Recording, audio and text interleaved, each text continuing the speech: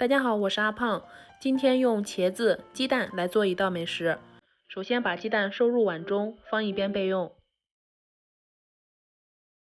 茄子洗干净去蒂，然后切成薄片，厚度约4毫米左右，喜欢薄的可以再薄一些。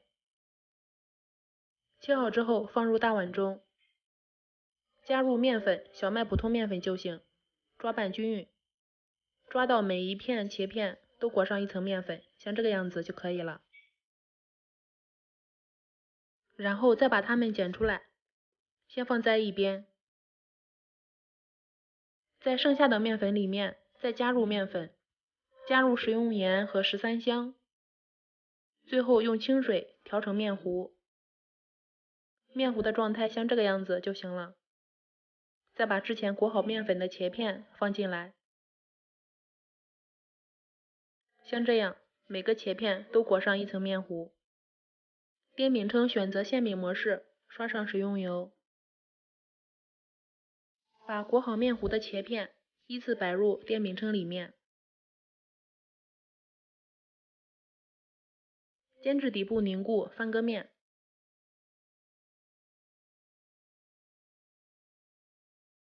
然后再继续煎，煎至底部金黄，再翻个面，一直煎到每块茄片两面金黄就可以了。接下来可以检查一下，用筷子轻轻一戳，如果能够戳进去，说明茄子已经熟了。这个时候呢，就可以出锅了。把煎好的茄片先放在一边备用。准备一只碗，加入1勺淀粉，再加入1勺食用盐，最后用清水调开。调开之后，里面加入4颗鸡蛋。鸡蛋搅散后，先放一边备用。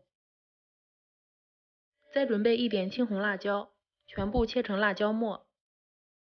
切好之后，先放入碗中。颠饼铛再次刷上食用油，倒入打好的鸡蛋液。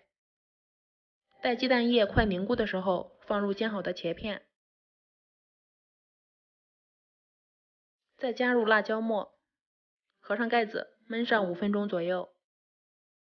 趁着这个时间捣一点蒜泥，向里面加入生抽、米醋、小磨香油，调拌均匀。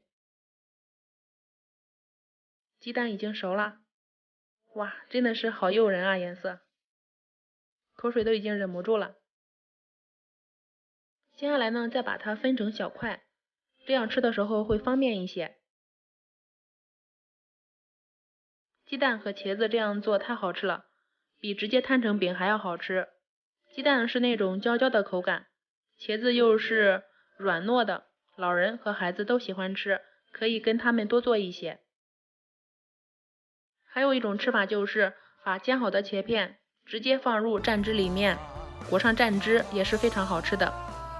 这样做的茄子简直太香了，喜欢的话可以先收藏起来哦，有时间做给家人吃。喜欢我的视频就关注我吧，谢谢。